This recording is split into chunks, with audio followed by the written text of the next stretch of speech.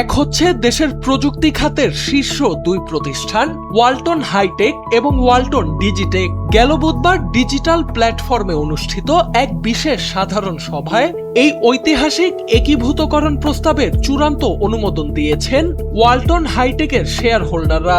কোম্পানির chairman S M Shamsul আলমের সভাপতিত্বে অনুষ্ঠিত এই সভায় অংশ নেন vice chairman S M Ashraful Alam, managing director S M Mahbubul Alam সহ কোম্পানির অন্যান্য পরিচালক এবং ঊর্ধ্বতন কর্মকর্তারা।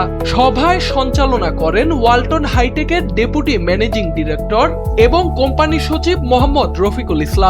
প্রযুক্তি খাতের শীর্ষ দুই প্রতিষ্ঠানের এই মেলবন্ধনের ফলে ওয়ালটন হাইটেকের প্রোডাক্ট লাইন যেমন আরো বেশি শক্তিশালী হবে, তেমনি বড় ভূমিকা রাখবে কোম্পানির পরিচালন ব্যয় কমাতে এবং বাজার সম্প্রসারণে, যার ফলে ব্যবসায়িক কার্যদক্ষতা বৃদ্ধির পাশাপাশি এই অভাবনীয় অগ্রযাত্রার চূড়ান্ত সুফল সরাসরি পাবেন ওয়ালটন হাইটেকের সাধারণ ও প্রাতিষ্ঠানিক শেয়ার হোল্ডাররা।